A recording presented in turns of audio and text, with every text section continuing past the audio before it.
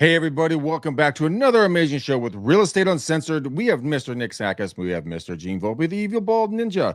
We are going to be talking about some amazing stuff today. We are going to be talking about the Bud Light case study. Is all press good press or is it not? Now, all of us have been following the news at the time of this recording. You know exactly what we're going to be talking about. And Nick has a lot of good thoughts. Gene is just piping in with some just scorchers of comments on this, and it's scorchers. He's scorching the earth.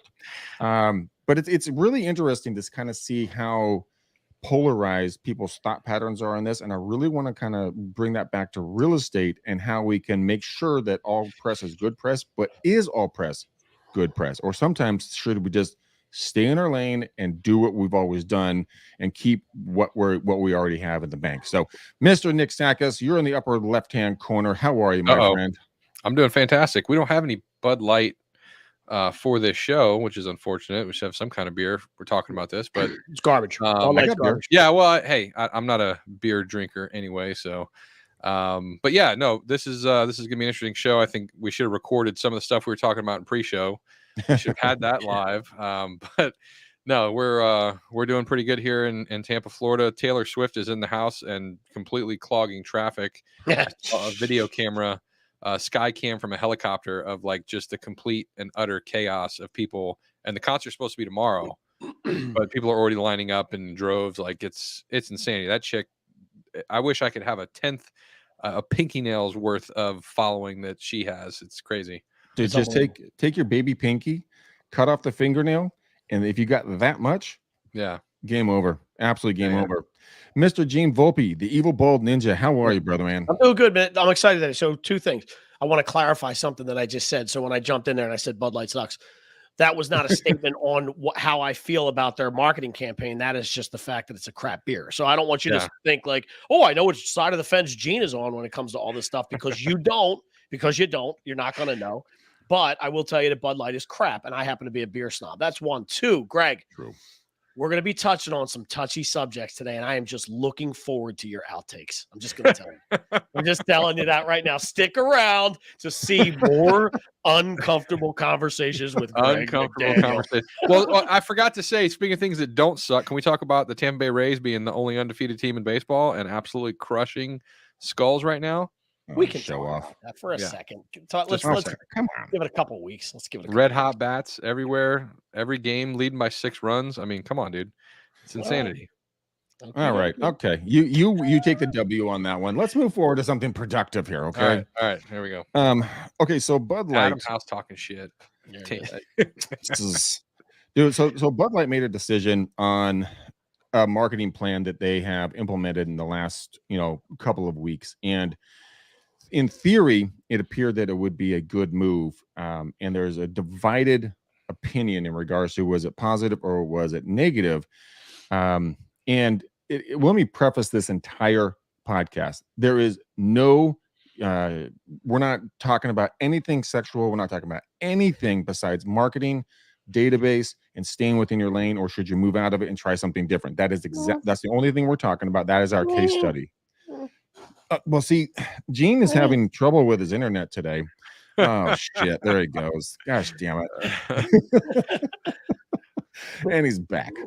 But Nick, you came up with a title for this. And, I was listening to a podcast and I shot both of you guys a message saying we should do a show about this, because Bud Light went from their core base, and all of us have our core base in real estate. Like, we have the people we talk to, we have the people we've seen, with the people we've done business with, the people we're prospecting to, and they made a shift away from what has been making them billions of dollars. So, Nick, let's start with you, and then we're going to get down to Vulgar Volpe, and we're going to see what he has to say. Listen, I think the case study of this is really interesting, and we definitely live in a influencer economy right now, right? There's dozens and dozens and dozens of brands that are partnering up with influencers to represent categories of their brand and try to reach new audiences. And so what I will say, first of all, is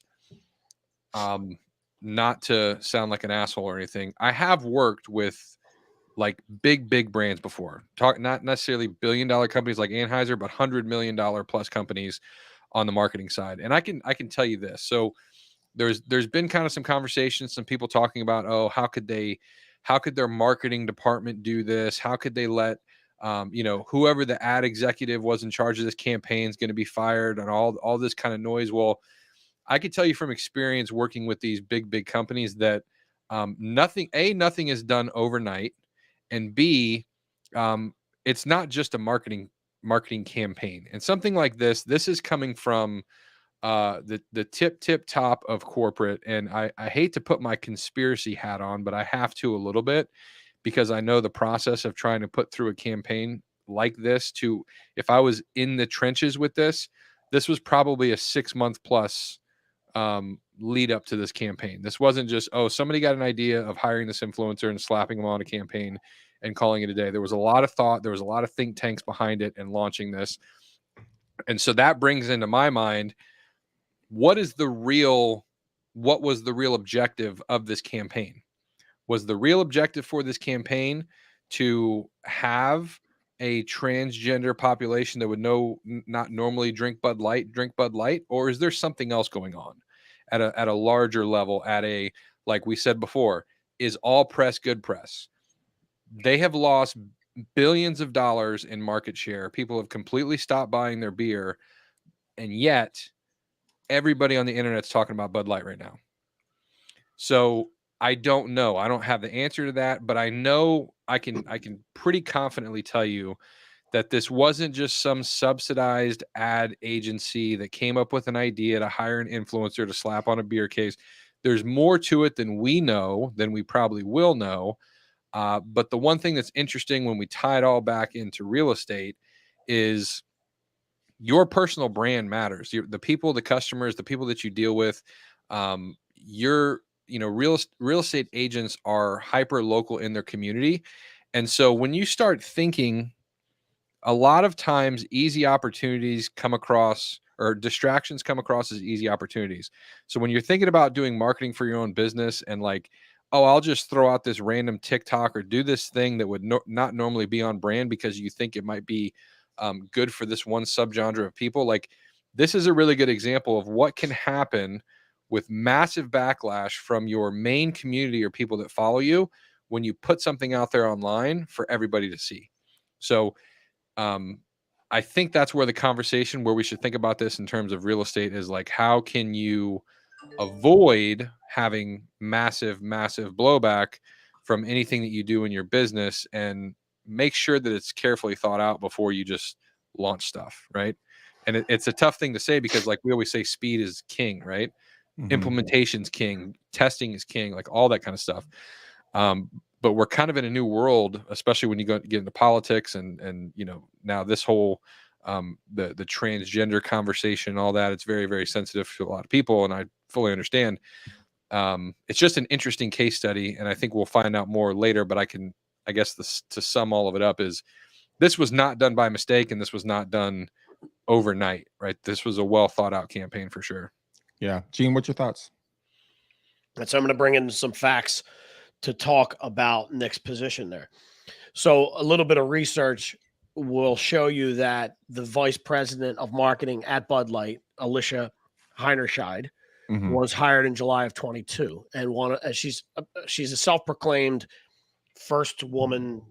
Whoever to run a major beer company thing, yeah, something like that, right? Like I know we're screwing up the verbiage, but and they talked to her. I guess people that know her said that from day one, she's always talked about changing the brand, elevating the brand, evolving the brand, which means inclusivity, right? So that word inclusivity is a big key as far as that. This was planned out from when she was hired. But I will tell you that part of the reason she probably got hired was because she brought that up in the interview, and people that hired her said, this is a fresh new look. This is nice. We like it. So I would say that was probably, this campaign has been put into play long before July 22nd.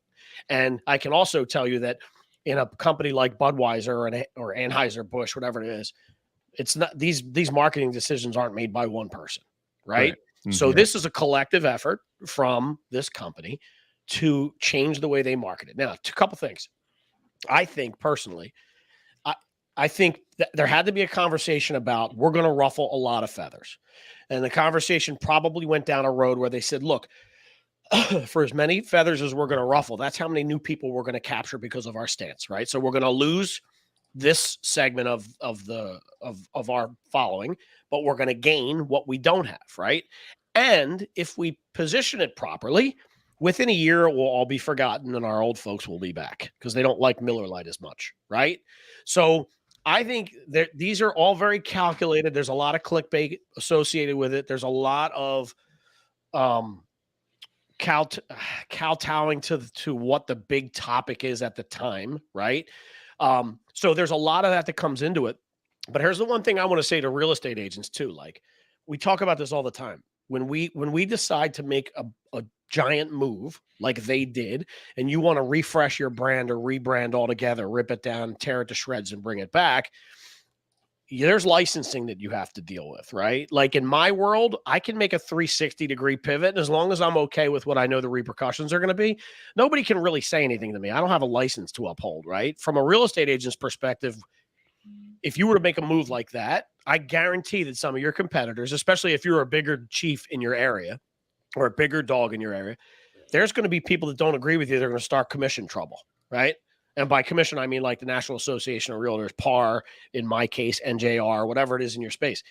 That's typically how people start to get in trouble is somebody goes, I don't like their stance on this trans issue.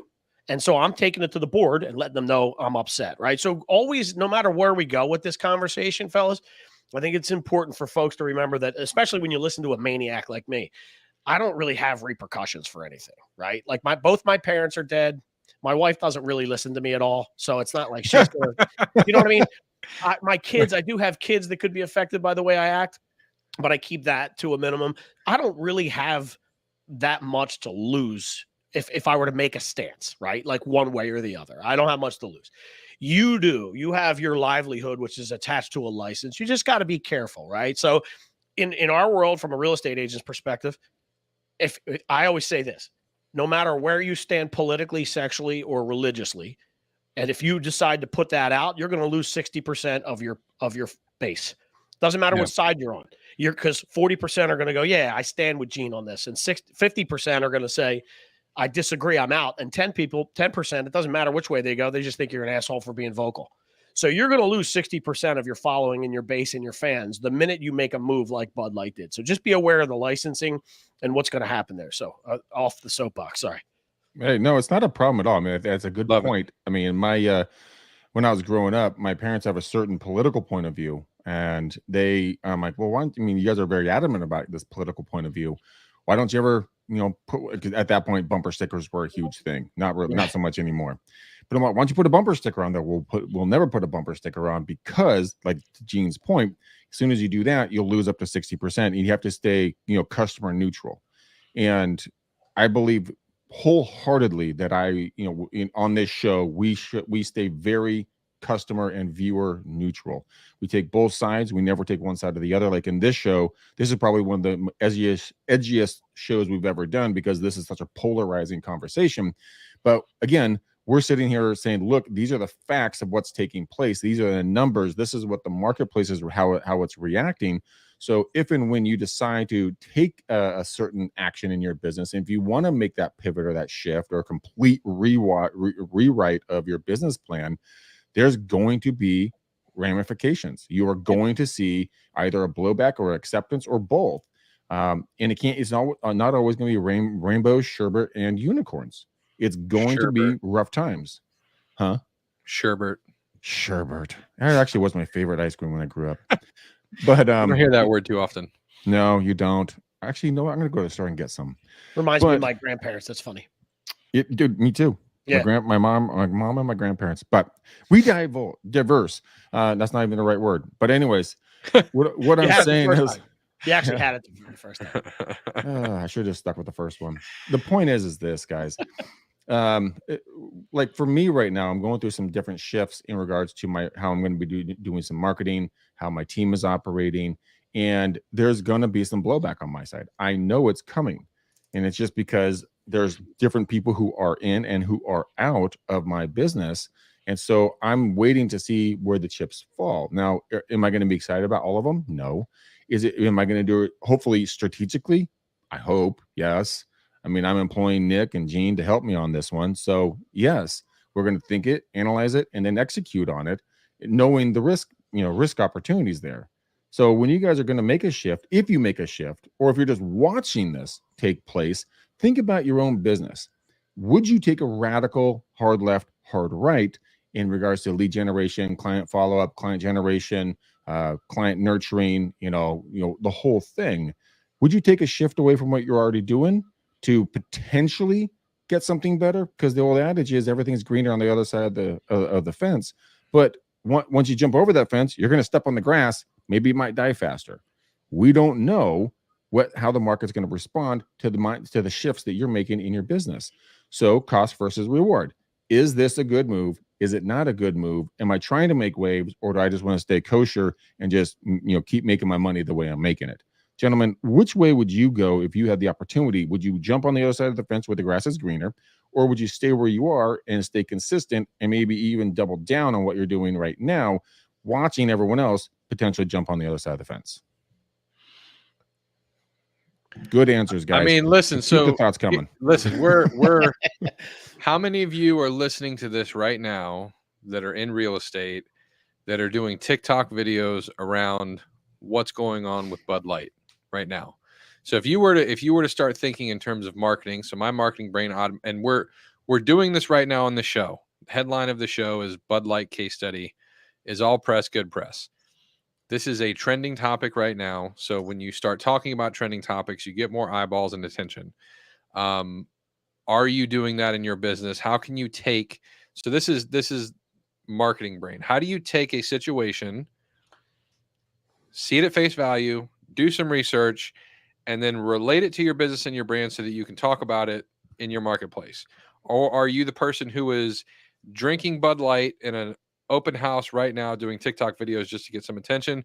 Or are you putting Bud Light on the back porch of a listing and shooting bullets at it like what's his name? Kid Rock. Kid Rock did, saying he's never going to drink Bud Light again. Either way, anytime there's a big article or a big thing happening, there's attention opportunity, right? So all we're saying is you are your own personal brand. I love what Gene was talking about. Like, he has no consequences. You guys have consequences. You are part of boards. You have to be cognizant and aware. But I know several agents who have stayed in their lane and had a niche market of following forever and ever and ever that does push away 60% of the people in their local market, and they absolutely crush it with the 40%. Yeah. Right. So I guess the idea here and the main topic of this show is, you do have to be careful nowadays in exactly what you put out there in the market. But there is opportunity for you to capture more attention in your market based on being smart about it, right? You just have to always bring it back into your lens in your neighborhood, your market area, your brand. How can you take stories like this, mold it into something, and then put it out there for other people to jive with you? Well, I mean, you could take this story and go down to the local restaurant or go down to the local business and say, hey, look, with what's going on with Bud Light, have you guys ever thought about doing a 180 shift in who you're going to market to and bring into your bakery? People are probably going to say no, because this demographic eats this type of food. But I mean, with real estate and with beverage consumption, you go to a local bar and say, hey, look, would you guys take this vodka over that vodka at this cost? And they're like, oh, well, maybe. Okay, that's a small shift. Marketing for real estate agents, as we all know, guys and gals that are in this industry, our clientele are very fickle human beings. I mean, one day they love you, one day they hate you. And it's because maybe you put on a color that reminded them of their dead grandma. Who knows? But it's all of a sudden that you went from hero to antichrist. So when you make a shift like this, or a potential shift like this, or anything like that, I'm a firm believer personally of I'd like to shake things up, as you guys all well know, but there's a fine line I don't cross in regards to going too far on things. because I'll gauge the audience that I'm going to be talking to. And so if I call up a past client and I'm like, "What up, mother effer?" They're going to be like, "I'm in my 70s. What do you mean?" And if I'm like, "Hey, Mr. Sakis, Mr. Volpe, how are you? Good to see you." So on and so forth. They're going to be more receptive to that because that's what they're used to. So speak to your clients the way they used to be spoken to. My grandfather pulled me aside in probably the earlier part of this when this podcast was just getting off the ground, and he's since passed, unfortunately, but he's an old salty dog. He speaks his mind without a doubt, and he says, "Greg, come over here and sit down." And I'm like, "Oh fuck!"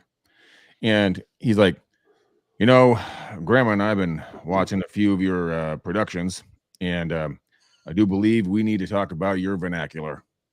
And I'm like, "Oh boy, Grandpa just told me to stop cussing." Yeah. Because his generation doesn't accept that, right? So does your clientele accept a shift? Because when I made that shift from being exactly like my father, wearing the penny loafers, the khakis, the button-down shirt, combing the hair, same cologne, doing the door knocking, doing the calls, doing the paperwork, showing up at 6, leaving at 10, that kind of a thing. And I went from that to wearing a baseball hat and cussing on a podcast. People lost their marbles. Like my parents were getting calls from their friends going, "Oh my God, your son's so offensive." I'm like, "Well, bitch, call me then. Stop calling my parents and just being a punk about it." Oh, And you just tell my daddy on me. yeah, but I mean, then they got used to it and they accepted it and they were okay with it. But in the beginning, there was a lot of shakeup, and my gosh, there was a lot of fights about it. And I remember that. But the thing is, with Bud Light's shift, it appears like Nick and Gene were talking about that took a long time for that decision to take place, right? And so it took a long time for people to accept me when I shifted over into this new role. So for you guys, can you survive if you make a radical shift? Can your business survive? How many people do you have as outliers that will take you in, put you in there? Now you're part of their clan, and they're going to pass you on as a referral to their friends and family that are just like them. Can you sustain during that shift if you decide to do it? That's a really good question. Can Bud Light sustain it after losing what, $4 billion or something? Yeah, At least they lost a ton of 4 money. points. I mean, that's a big shift, but they can sustain it. They're a multi-billion-dollar company. They'll be fine. Yeah. But it's a negative connotation that's going to be potentially left in people's mouths for a certain amount of time. It could be a couple of months. It could be a couple of years. It could be forever. Most likely it'll be a couple of months. And then the news cycle will shift. Everybody's going to forget about it and move on. Yeah, they'll sponsor a Kid Rock concert and everybody will forget. Yeah. They'll just pay Kid Rock a couple $1 million. He's like, okay.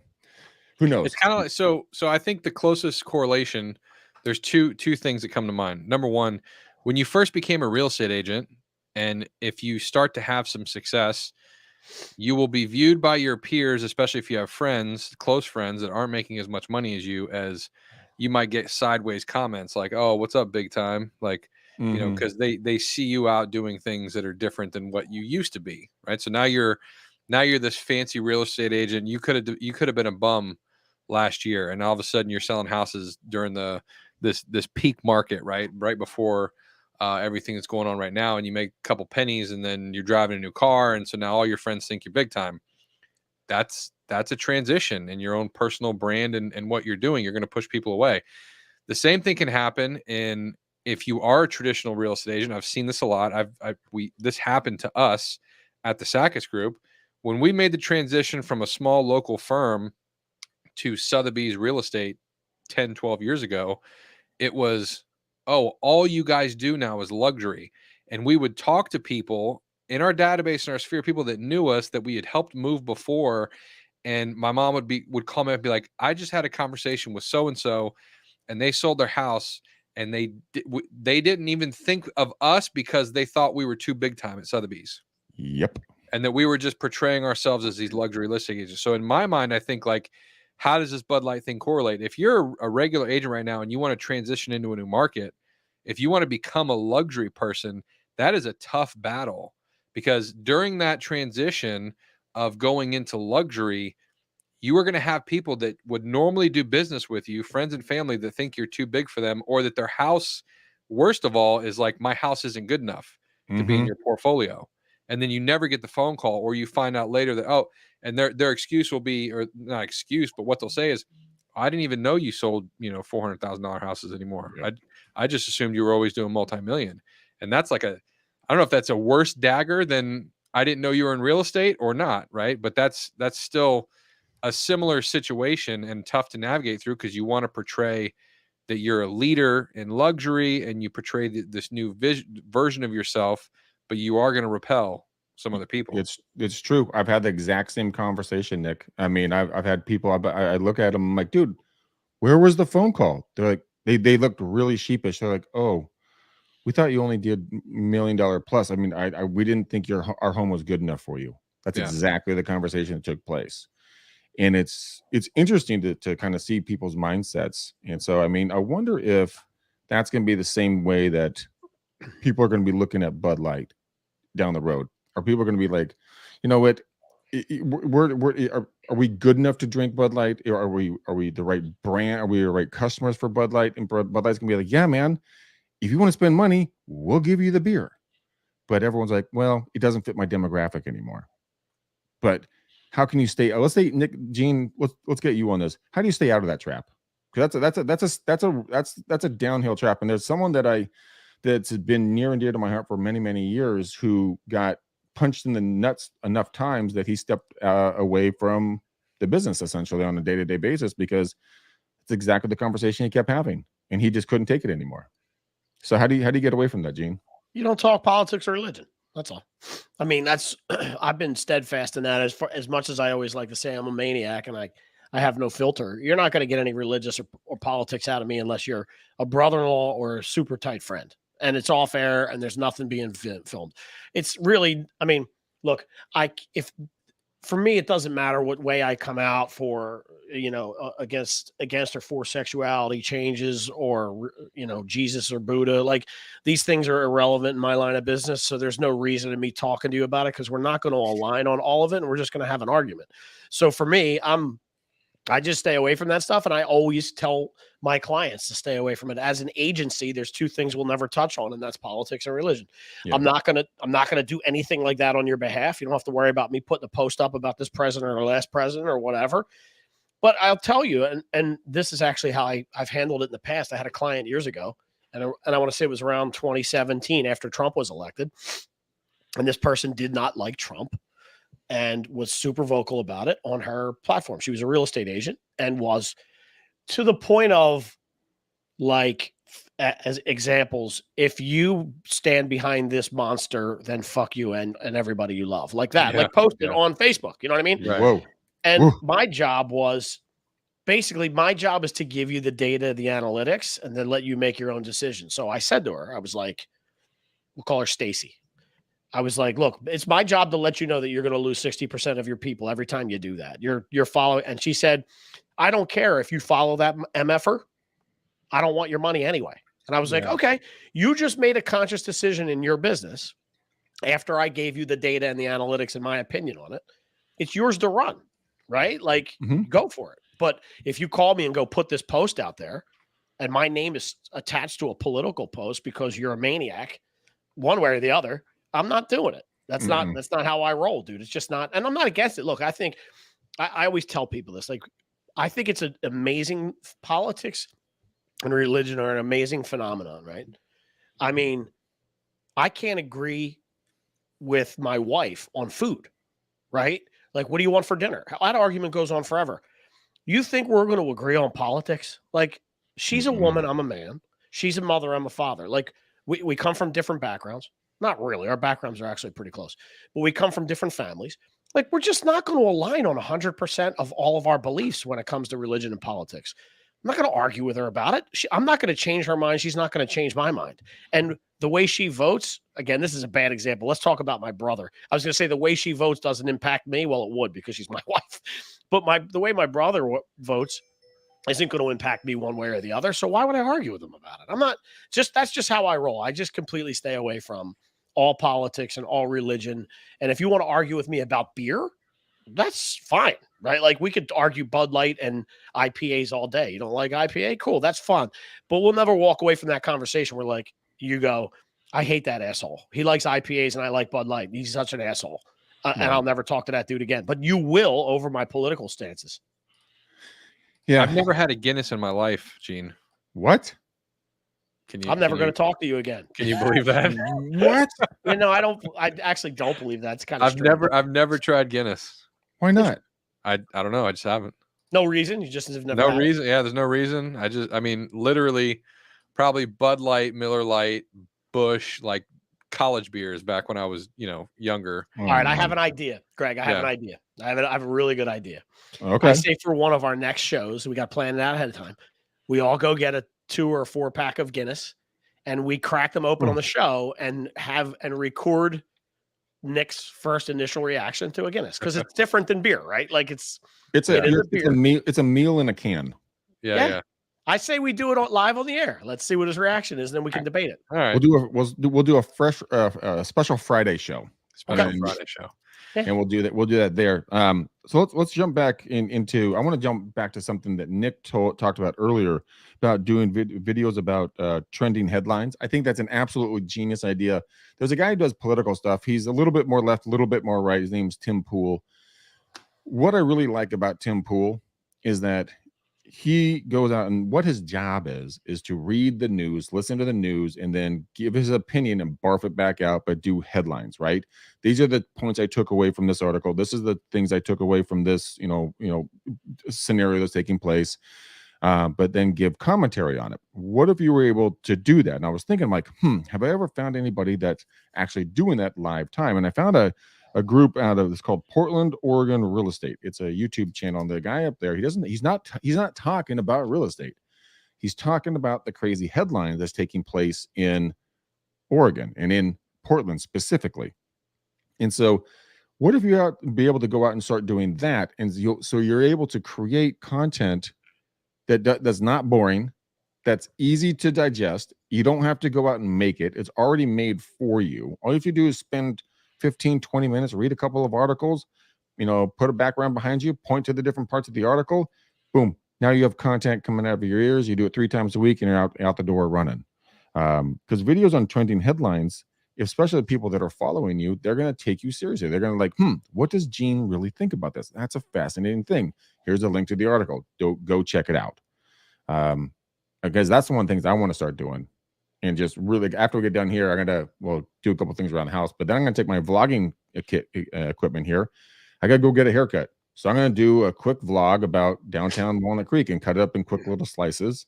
And then hopefully one of these 2 beautiful gentlemen will help me edit it, because God knows I'm not going to do a good job. And then, post it up as like maybe a short or like a really quick, Facebook post or something like that, to see kind of what the interaction or reaction would be on this, talking about local areas and about the local businesses and kind of day in the life, right? That's one of the things that I like, because I'm not deviating away from my base. I'm actually enhancing my base, because I know that they don't know some things that I go and do, and I then would encourage them to come and tell me some of the things that they like, or like the barbershop I'm going to go to, DiMaggio's. Has anyone been to DiMaggio's? I've been going here for 10 years. I love the barbers, blah, blah, blah. I'm right downtown Walnut Creek, historical area. You can walk to this, walk to that. There's great restaurants, great bars. Just kind of give a quick little highlight about that, and then let people go on their way. Gentlemen, thoughts on that idea? I think, so when I mentioned before the correlation to like the Bud Light scenario and what the real estate version of that could be transitioning to a luxury real estate agent. And so the best way to make that transition is through video. And so we talk about video all the time on this show. Greg just went through a synopsis of doing daily vlogs. There's all kinds of gurus that are all over your Facebook and your TikTok and your YouTube saying, $0 lead generation method, and you don't need ads anymore, and you can generate, come list me leads or whatever, all based on video. And while that is all true, you have to be good at video, and it's not going to happen immediately. So the best way to do it right now, yes, you can go out and get your vlog equipment like Greg, and if you have somebody like me or Gene who's actually good at editing, who can make it good, that's a strategy. Or you can just turn on your camera and go to your TikTok video editor and or Facebook editor and start getting really good at 15, 30 second, and 90 second clips of your thoughts throughout the day, because you can be, and this is more about, and Gary Vee's been saying this for 100 years, right? Documenting your day and documenting your journey. You could be in flip-flops and board shorts in a beach condo on Monday and in a suit at a $2 million listing on Friday. Like, that's a very normal thing that can happen in a real estate agent's week. The problem is we only highlight the $2 million listing when we're thinking that we're going to transition into luxury, and we omit the daily activity of this other thing. So what I would say is, as real estate agents, we are chameleons, and you can still document yourself or do the videos on the regular, what we would call the bread and butter, because even the luxury guys will still sell 20 bread and butter listings a week or a month, and then have their big, big time listings that take 6 months to actually sell, right? Mhm. So don't segment, document, and show everybody everything, and then let everybody know through the lens of your real estate agent with different things to offer different people. So what I would say is, unless you're really fully committed, like we've had some really good luxury guys on here. We had one a couple of weeks ago or a month or so ago. Matt, who's absolutely crushing luxury real estate. If you're going to die on that cross, that's fine. But if you're trying to move into luxury, make more content around luxury, but do not forget your bread and butter and documenting what's going on there, and just do it how people want to consume content right now, which is short form vertical video. Right. But you have to be, I mean, if we're going to do the video, and I know we're running up on our clock here for the show. But I mean, if you're going to do the video, guys, have fun doing it. Don't be boring. Don't just be, hi, my name's Gene Volpe, and this is the area that I live in. It's beautiful. I love living here. You should buy here. Yes. Okay. My best numbers. I disagree. I think you should definitely do videos like that. Fuck no. I would. I would No. disagree and agree only on this point. If that's your personality, make it your personality. Yeah. Because what won't work is if you try to be somebody that you're not on video. You might do it for a very short period of time, kind of like a diet. You might try to do keto diet and then realize I'm a maniac when I don't eat carbs. So in 2 weeks, I'm going to explode and eat pizza every day for a month, right? Like, that's, if you know that about yourself, if you're not a fast Twitch guy and high excitement, like, do you, because doing you over an extended period of time will be better off than you trying to be somebody you're not in a week or 2 weeks or 3 weeks. Because I will tell you, video is the way to go. But the majority of people that I have coached in the past years, we're talking about, in short form video terms, roughly 1,000 short form videos before you even have your name recognized by anybody. So if you say, Nick, I tried to do video, how many videos did you do? Did you do 20? Did you do 50? Did you do 100? Or did you do 1,000 for 6 months? Because I have talked to so many people over the past couple of years that have said, dude, I did like 1,000 videos. Go look at my profile before I even started blowing up. Like 600 videos, 700 videos before anything happened. YouTube channel, you do a really good, thoughtful video, one video a week. It's going to take you 6 or 8 months before you get more than 100 views on a video. If you're doing 2 videos a week, you might push that to 4 months. But this is not a short game. Even if it's a short form video, it's not a short game. So do what's comfortable and what comes easy, because you just doing it will be better. You'll be way better off. Well, people always underestimate what they can do in 10 years, or overestimate what they can do in 1 year, and underestimate what they can do in 10 years. I cannot fucking Where's talk. your Guinness? Is your Guinness off camera? God damn it, dude. Like, I'm sitting here drinking my lemon water and I'm like, oh, this is gonna be great. I'll be totally aware of everything. No, my freaking tongue won't work today. Stupid. I need to get more sleep. All right, let's do some final thoughts here. Gene, give us your final thoughts on Bud Light, kind of all press, good press, or not. No, I don't know. I think the verdict's out on this one yet. I want to see. I mean, listen, I didn't see the $4 billion loss thing. If that is really, if that's actual numbers, she needs to be stock. fired. It's stock. It's not stock. Okay, that'll loss. Yeah. Okay. He lost like what 4 points or something like that. Okay. Yeah. No, Anyway. I mean that stuff probably will self Correct. yeah, self correct. Thank you. I want to see what else is coming down the pike. I mean, when we talked briefly about this Jack Daniels thing where that video went viral, they took a stance on I guess it was GLAAD, the Gay and Lesbian Alliance Against Defamation, I guess. So that's the next one in line, and then after that, that'll be the next one. And I just don't know a lot of times if these are just click grabs, like clickbait, or if, right. or if they're true stances, like people are just like, it's time for us to make a move, and if we lose, we lose. Big corporations like that don't typically make decisions based off of that. But who knows? I don't know. I don't know. It's going to be interesting to watch. I think. Look, I'm out there enough where people can pick on me. We have so much exposure to the open world these days with all the different ways to capture information. Is the information real that I'm reading? Like, you never know. I mean, there's plenty. Once you're out there, how they say is the higher a monkey climbs up a tree, the more his ass is exposed. Yeah, right? something like that. Yeah, right. So it's like you get out there, and if you don't have, that's the other thing too. Like if you don't have any haters, you're not doing enough. You get to that level where there's that much money rolling around, and it's like every single decision you make is spotlighted and completely destroyed or held up. So I don't know. I just be you, dude. Like I am who I'm unapologetically, and if you don't like me, that's okay. And if you love me, I think that's better. But I am who I am, but again, I don't have a license, and I don't have a $5 billion company. So there's, with stockholders and board members. So yeah, it's a little bit different, right? So I'm just going to always do what I'm comfortable doing and what I think is puts my brand out the best, and that's what I'm going with. I don't think everybody's going to like it, but I'm okay with that. Good. You're living your own skin. It's true. Nick, what are your final thoughts?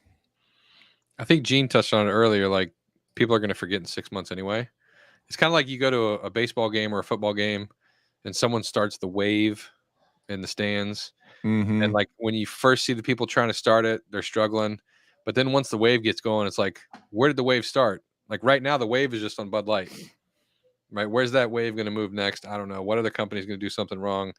I don't know. What I do know, and what I touched on in the very beginning, was this was definitely a well thought out plan. Mm-hmm. And the thing that's the most interesting to me is, why specifically did they do it with the Bud Light product when they have other things that they have, like Bud Light seltzers and I mean, there's dozens of different Budweiser products. Why specifically did they do Bud Light? I don't know. But how does it correlate to real estate? Bring it back into your own world. It's not good when you have I'll just say flat out, if you have a business, you have a responsibility to protect yourself and your family, and it's never a good idea, in my opinion, to be completely polarizing on one side or another.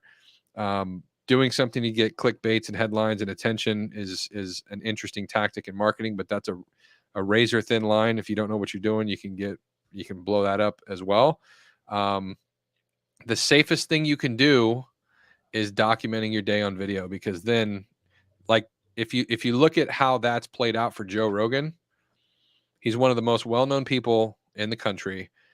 He can't be canceled because he's just been unapologetically himself for years and years and years, and has such a loyal following that nothing he says can be taken out of context, because everybody knows who he is as a person. So when you have a backlog of 1,000 videos on your social media or more, as you grow that, of exactly who you are and what you do, if you do misstep to the side for a second, you probably won't be crucified, right? So we used to say, if it's not in your calendar, it doesn't exist. Right now, if it's not on video, it doesn't exist.